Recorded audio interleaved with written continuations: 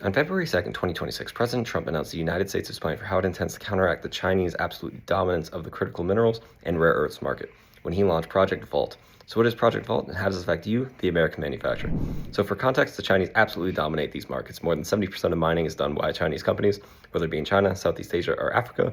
More than 90% of the processing is done by Chinese companies. And this has been the result of decades of huge capital expenditure, as well as relationships that they've made throughout their different regions. So what are rare earths and critical minerals? Think of them as key building blocks for advanced technology. Cobalt for batteries, neodymium for magnets, gallium for semiconductors.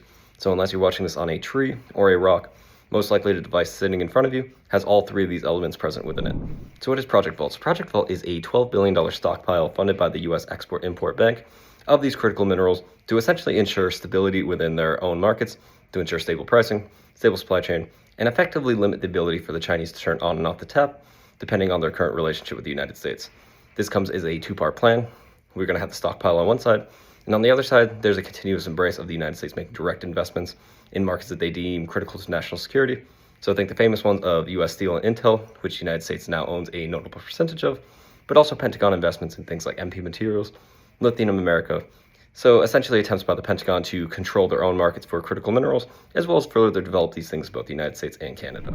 The intention for manufacturers: consistency, stability, and essentially being able to guarantee their supply chains for both themselves and their future customers.